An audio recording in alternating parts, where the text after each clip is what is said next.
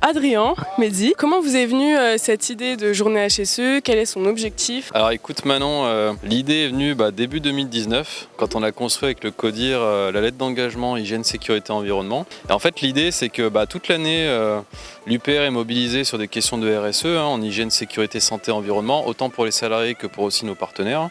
Et en fait l'idée c'était une journée dans l'année. Pour Lyon et pour Marseille, c'était de passer un moment de convivialité autour de ces thématiques. Cette journée, finalement, c'est 2 journées. Donc, il y a eu à Lyon le 10 septembre et à Marseille le 17 septembre où on est aujourd'hui. Il y a tout un tas d'ateliers qui sont animés par des prestataires externes, des partenaires, mais aussi une grosse mobilisation, comme le disait Mehdi, sur les fonctions transverses à la fois de l'UPR, donc les équipes RHCOM et M2I, également les services santé au travail de Marseille, Lyon et Toulon. On a la DSG aussi qui nous a facilité l'organisation pour tout ce qui est logistique et organisation sur le site. Donc, une belle équipe projet qui s'est mobilisée pour ces 2 journées, une belle dynamique et voilà, comme l'a dit Mehdi, notre objectif c'était vraiment de vous sensibiliser à ces thématiques qu'on connaît bien mais de façon un petit peu plus ludique que d'habitude.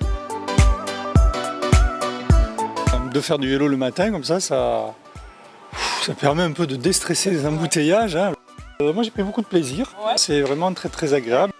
Le smoothie était bon? La récompense derrière c'est succulent, vraiment très bon. Je suis content de mon choix, banane, kiwi. Ouais. C'est top. Ah oui, vraiment délicieux. D'ailleurs, ça donne envie de retourner. Ah bah allez, c'est parti. Quel est l'objectif du coup de ton atelier, la roue RSE? C'est de sensibiliser les salariés à tout ce que fait Orange sur plein de domaines. Donc en fait, on agit sur la protection des données, la protection des enfants, l'éthique, les ondes de santé, l'environnement. On est responsable aussi vis-à-vis de nos salariés. Donc là, en fait, les collègues viennent tourner la roue et puis tombent sur un des chapitres que je viens de citer. Et donc ça permet de poser des questions et de s'intéresser à tout ce que fait notre entreprise sur ces sujets-là. Ouais, c'est sympa. J'essaye de me pencher sur l'environnement et l'écologie. Donc je trouve que c'est une bonne démarche pour ceux qui ne sont pas encore sensibilisés et pour les inciter un petit peu à prendre part au combat qu'on devrait mener tous les jours. J'ai eu des explications personnalisées sur ma dose d'alcool. D'accord. Voilà, et la façon dont je remplis les verres pour les amis. Donc il faut que je mette moins, quand même traiter de rapace, mais bon, tant pis pour eux. Aucune appréhension, au contraire, je viens pour apprendre quelque chose, pour être plus en sécurité après. Les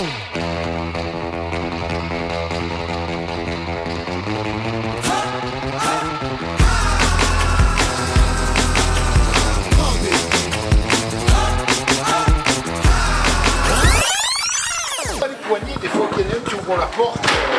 C'est maintenant que je suis plein d'appréhension et que je vais débarrasser ma voiture de tout ce qui pourrait être dangereux. C'est vraiment un atelier super. Bon, en plus, ça a un côté amusant, mais vraiment, on comprend quelque chose. Je remarque qu'en fait, avant cet atelier, j'étais quelque part inconscient.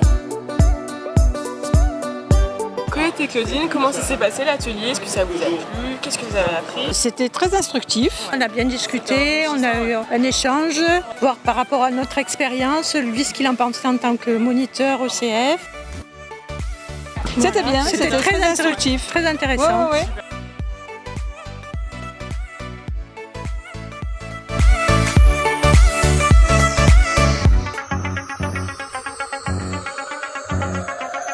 Christine, comment avez-vous trouvé l'atelier, électriser vos déplacements? Alors moi j'ai appris sur les nouvelles bornes parce que j'avais la flemme de lire la documentation.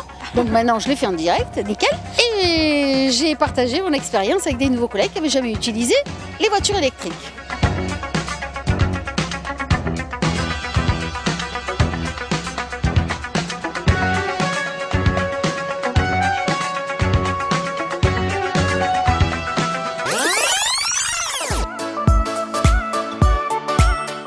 Très bien, très interactif, j'ai appris une foule de choses. J'ai appris des choses que je ne faisais pas bien, pensant bien les faire pourtant, du genre les cartons d'emballage, non, il ne faut pas qu'ils soient dans la poubelle jaune. Donc j'ai appris des choses essentielles dans ma vie de tous les jours aujourd'hui. Ça fait un bien fou. On voit que c'est une main très experte, expérimentée, donc on a toute confiance.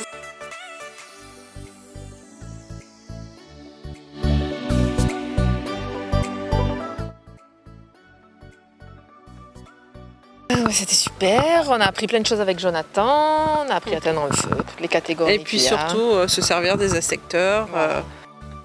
C'était bien. En toute sécurité. Exactement, voilà. C'est ça. C'était super. Hein ouais. Super.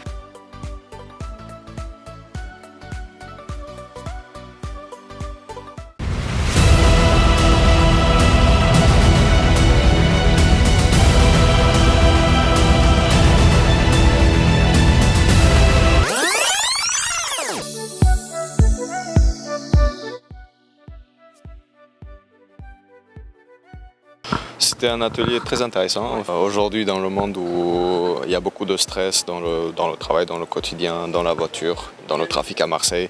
Donc il y avait un peu des petites astuces pour savoir se relâcher, se libérer des stress quotidiens. Donc en fait, c'était globalement une très bonne expérience.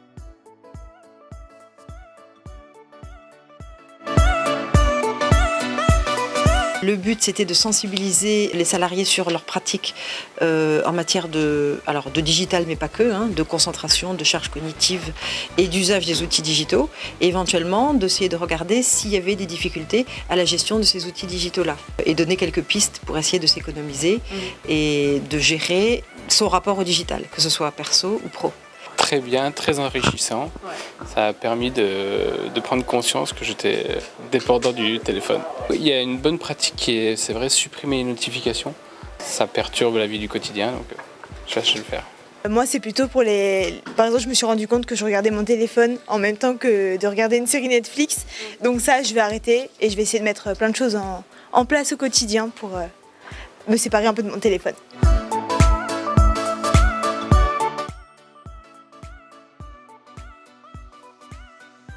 Non, mais c'est bien, hein, on voit, c'est sûr qu'on arrive à mesurer sans se mettre en danger les méfaits de l'alcool, de l'inattention, de ce genre de choses. Quoi. Donc on voit les distances parcourues, c'est pédagogique. Voilà.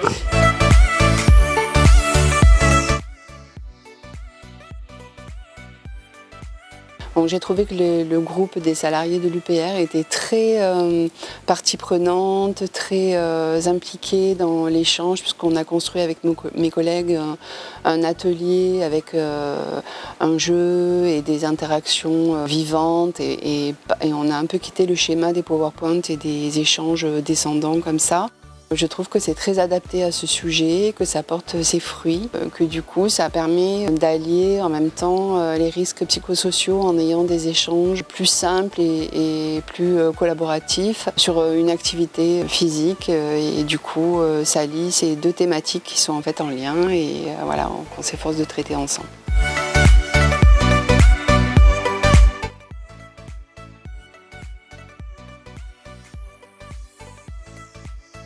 C'était très bien, comme ils l'ont souligné justement, dans une situation d'urgence, je pense qu'on perd nos moyens et certainement qu'on oublie une grosse partie des choses qui ont été dites. Donc je pense que la meilleure manière d'y pallier, c'est de suivre ces formations régulièrement et des formations plus approfondies. On a commencé à nous expliquer les premières choses à faire pour se protéger les autres. Puis on a appris les différents numéros d'urgence. On nous a expliqué comment s'occuper d'une hémorragie, différentes plaies. Et on a fini par tout ce qui est lié au massage cardiaque et tout ce qui s'ensuit. C'était un très bon atelier. J'aurais conseillé n'importe qui à la faire. Alors ça m'a beaucoup plu, c'était très riche mais très court. Mais c'était un avant-goût pour moi de la future formation STST que je vais réaliser en octobre. Et donc j'ai appris beaucoup de choses et je suis impatient de finaliser ma formation pour être au point. J'encourage tout le monde à la faire et j'espère que malgré tout, j'aurai pas besoin de me servir de tout ce que j'ai appris aujourd'hui.